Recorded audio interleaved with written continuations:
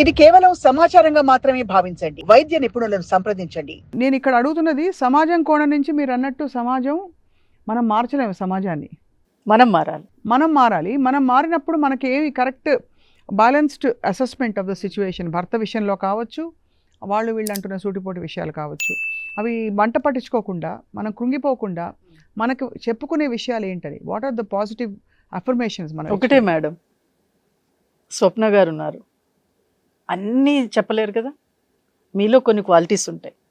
ఆ క్వాలిటీస్ ఏంటని మీకే తెలుసు, నాకు కూడా తెలియదు, పక్కన హస్బెండ్కి తెలియదు, పిల్లలకి తెలియదు. కానీ నేనేం చేయగలను ఏంటి అనేది మీకు తెలుసు. వాటిని బయటకు తీయండి అంతే. ఎప్పుడైతే అంటే వాళ్ళు అంటారు మేడం, నేనే చెప్తున్నాను, పక్కనున్న మన వాళ్ళే అంటారు, మన ఫ్యామిలీస్ అంటారు, మన అక్క చెల్లెళ్ళే అంటారు, బయట వాళ్ళు అవసరం లేదు. కానీ అది నీకు అవసరమా? అది నీకు ఏమైనా కోట్లు తెచ్చిపెడుతుందా? లేకపోతే నీకు ఇష్టమైన శారీస్ కొనిపిస్తుందా? నీకు ఇష్టమైన బంగారం కొనిపిస్తుందా? ఏమీ లేదు కదా.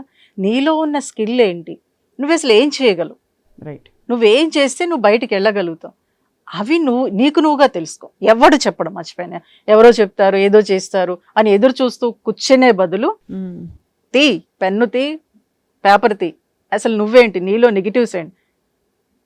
ఒకసారి ఇలాగే ఒక అమ్మాయి మ్యారేజ్ అయిపోయింది, డివోర్స్ అయిపోయింది, బాగా డిప్రెషన్లోకి వెళ్ళిపోయింది. అసలు ఏంటి నువ్వు ఇలా చేస్తున్నావు ఏంటి, ఫస్ట్ నీ గురించి నువ్వు రా. లేదు మేడం, నాలో అన్ని పాజిటివ్స్, అస్సలు ఏమి ఉండవంది. ముందు నువ్వు రాసుకురాను. ఒక 20 నెగిటివ్స్ రాసింది, 2 పాజిటివ్స్ రాసింది. ఏంది ఇది అన్నా నేను.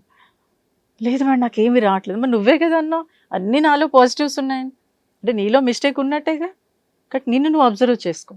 ఎప్పుడైతే నీ గురించి నువ్వు తెలుసుకున్నావో అప్పుడు నువ్వు ఏదైనా చేయగలుగుతావు. అప్పుడు భయపడతాడు పక్కనోడు. కరెక్ట్. అరే ఈ అమ్మాయి చేసుకుంటూ వెళ్ళిపోతుంది. సో అయితే మనలోని స్ట్రెంగ్త్ ని బయటికి తీయాలి ఇటువంటి సమయాల్లో. అంటారు మేడం, అందరూ అంటూ ఉంటారు, చిన్నవాళ్ళ నుంచి ముసలి వాళ్ళ వరకు ఏదో ఒకటి అంటూనే ఉంటారు. మనం బయటకు అడుగు పెట్టామంటేనే అంటారు. ఆ సమాజంలో అలా మైండ్లో ఉండిపోయింది అంతే.